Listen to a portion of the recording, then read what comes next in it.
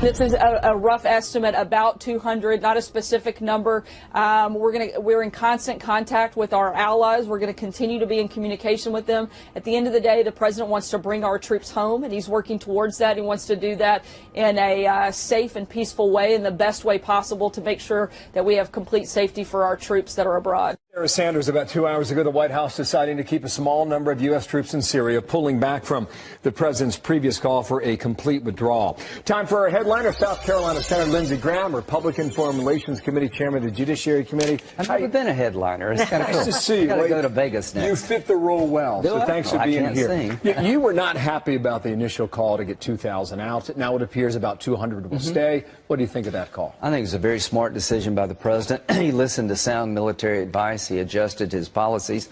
The goal is to make sure ISIS doesn't come back. If we'd have kept troops in Iraq, we would never had ISIS. Now that the caliphate's destroyed, and it really has been destroyed, congratulations, Mr. President, on making that happen, this 200 will attract probably 1,000 Europeans. You've got to remember, thousands of Europeans were killed by ISIS fighters coming from Syria into Europe. So now the burden falls on Europe. 80% of the operation should be European, maybe 20% us. We're flipping the responsibilities. Great decision by the president to make sure ISIS doesn't come back, Iran doesn't fill in the vacuum, and you don't have a war between the Turkey and the Kurds who helped us. But in December, he didn't see it that way. You spoke to him last night. Well, what changed his mind? I've spoken to him continuously. I said, Mr. President, you deserve a lot of credit for destroying the caliphate, but we need an insurance policy to make sure they don't come back. And the Kurds who helped us, in the eyes of Turkey, the YPG Kurds are part of the PKK. We need a buffer zone between Turkey and the Syrian Democratic Forces so they don't go to war. You don't want to end one war and start another. We want to make sure ISIS never comes back, and Iran cannot get these oil fields that are in Syria. So by having a small U.S. presence, we'll attract a lot of Europeans.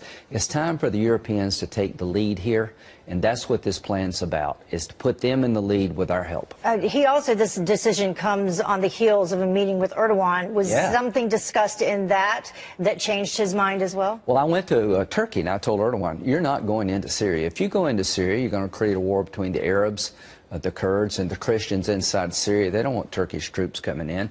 The best thing we can do to help Turkey, and they have a legitimate national security concern, is a safe zone where the West, NATO plus 200 of us, will keep the parties apart, watch ISIS, and make sure the Iranians with the Russians and Assad do not come in and take the oil. This is a very good plan. Trump deserves credit for using a small American force of 2,700.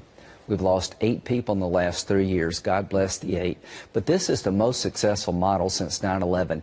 Indigenous forces, Kurds and Arabs, doing the fighting with our help. This has worked, and I'm so glad we've adjusted. Had he not gone the way he did in December, you think James Mattis would still have a job? I don't know, but I know that when Mattis left, we accelerated the effort to destroy the caliphate. I really like General Mattis, but it was time to get somebody new. The president really put the metal to the pedal to destroy the caliphate after Mattis left. Really within a month, we've destroyed the caliphate. Now we've got a residual force integrated with the Europeans to keep the peace, to make sure ISIS doesn't come back, and to check Iran. We've got a force down south. There's a superhighway from Tehran to Beirut that the Iranians are using to flow weapons into Lebanon and Syria. We've got a garrison down there sitting on top of that highway. This is important for Israel. We have a post-caliphate strategy that is very smart. It's a matrix geographically. I do want to ask you about this quickly before we move on, because we had a reporter on earlier on our show talking about Iraq, and you haven't mentioned them. And he was talking about the number of ISIS fighters reportedly crossing over and ending up there. He said about 1,000 a month. That's why we keep our base in Iraq. So we're on both sides of the border. A couple of hundred people working with the Europeans will keep Syria together. We have a bigger force in Iraq. We can jump across the border if we need to, and we can kill them when they come into Iraq. So President Trump has created a scenario where we can be safe with the other people in the region doing the fighting and our allies taking most of the burden.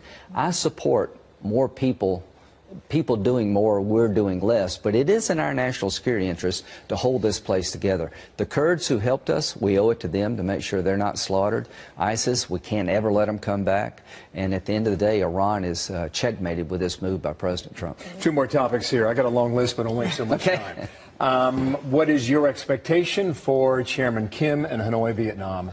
This is sort of a relationship being built. My expectations are to give up his nuclear weapons over time, to convince him that he is better off without a nuclear arsenal than he is with one. His nuclear weapons could fall in the hands of people who would actually use them if he would not. The president is right to want this transition from a nuclear North Korea to a non-nuclear North Korea. The Japanese don't have nukes. South Korea don't have nukes. They don't have nuclear weapons. So my hope is that we'll set a plan out over the next year or so where you can denuclearize and get the benefit of security and peace and stability in North Korea. We won't have a nuclear threat. Well, my question is, though, what would be involved in that plan such that we don't have the situation that we have in Iran?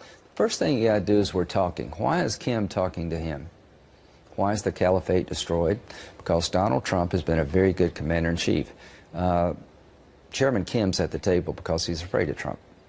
We broke the Iran nuclear agreement, which was putting Iran on a pathway to a nuclear weapon, and we destroyed the caliphate, and we got the Taliban at the table in Afghanistan. Why? We've been strong in the face of adversity. Donald Trump has been the opposite of Barack Obama. The reason the Taliban's at the table, Kim's at the table, is Trump has shown strength. Now we got to close the deal. Now's the time to close the deal. My expectation is you need to take something away from this. Singapore was a novelty. How are they going to greet each other? What does it look like? We need a roadmap from this. We need a roadmap of how this ends and when it ends. That's what we need. Border security, Democrats are pushing this resolution. Will you vote with them when it comes before the Senate? Absolutely not. I'm 100% with President. How many Republicans do you believe will vote with them? A handful, but here's the point. Trump sent troops to the border. Obama sent troops to the border. Bush sent troops to the border. What's the difference of deploying forces to the border to secure it versus having them build a barrier while they're there? I think he has all the power under a statute and as commander-in-chief to send troops to the border to actually erect barriers. We're safer with a secure border. Nobody objected to Obama sending troops. What's the difference of a troop going to the border to guard the border versus building a barrier to make sure it stays intact? I think he's got all the authority he needs, and there will be enough to sustain a veto. And we allocate money to assist with building borders overseas. You know what pisses me off so much is that Democrats have voted in the past for $44 billion, $9 billion for barriers, and all of a sudden Trump's president, he gets $1. So this hypocrisy is pretty stunning, and I hope Republicans will not reward this, quite frankly. You seem you've been mad for some time now. Well, I'm mad about this because I helped Obama. You know, I voted for the Gang of Eight bill. I've sat down with Democrats to try to solve this problem on a Democrat's watch. Nobody suggested we did not need to secure the border. Nobody suggested this was a manufactured crisis on Obama's watch. So what's changed? They just hate Trump, and that does bother me. Last question. You speak with him a lot. You met with him last when? A couple of days ago. The Mueller matter could be out. Could be out this afternoon. Right. Could be out in 2 weeks. We'll see on that. Yeah. Michael Cohen's going to testify publicly next Wednesday.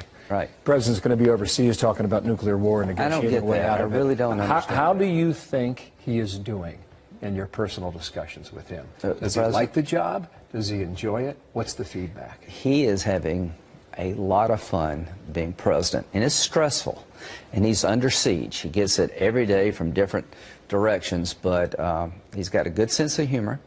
He knows what he wants to accomplish. The Syrian decision shows he listens. Obama would never listen. General Obama turned out to be a bad general. President Trump is actually listening to his military leaders. Yeah, does he think they've taken a wrecking ball to his life? Yeah. Has it deterred him from being a focused president? No. Our economy is humming. Our military is stronger. Our enemies are on their back foot. I'm very pleased with what the president's doing, and I think the Mueller investigation will result in no evidence of collusion between Trump and the Russians. I really believe that. Thank you, sir. Good to see you. Thanks, guys. New home security video shows multiple angles of the FBI's pre-dawn raid on the home of political consultant Roger Stone. Unarmed, 66 years old, without a passport, barefoot. Until now, the only public footage of the raid came from CNN, which somehow knew to arrive 1 hour before the FBI got there. Acting Attorney General Matthew Whitaker was asked about the CNN footage in his testimony before Congress today. Here's part of it. Are you familiar from public reports or otherwise that a CNN reporter was camped out outside of Stone's house when the FBI arrested him?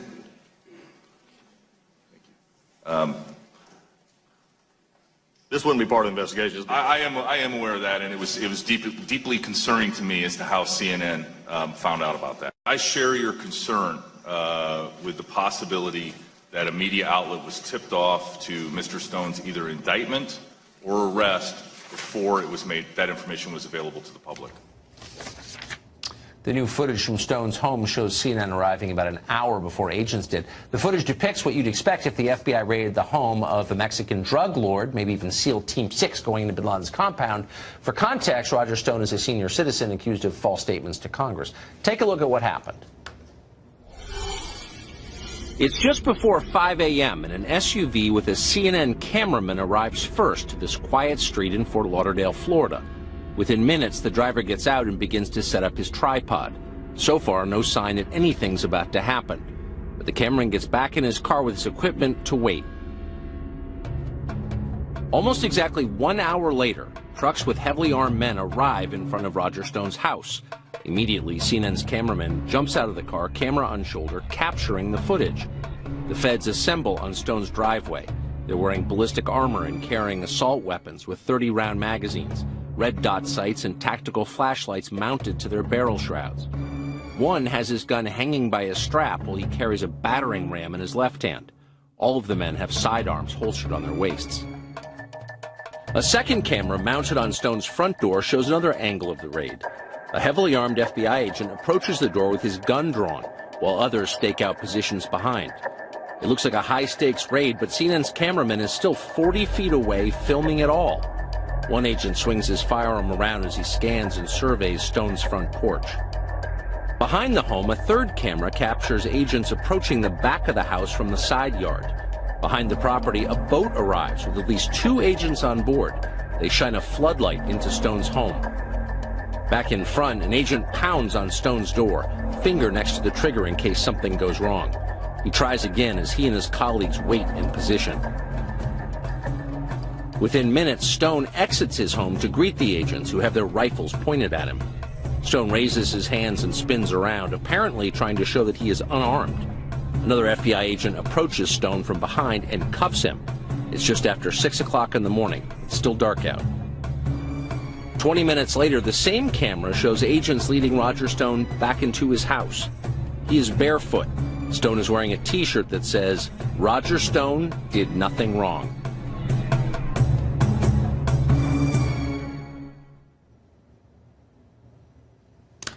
The FBI and their water carriers and corporate media tell us totally commonplace, by the book, happens all the time.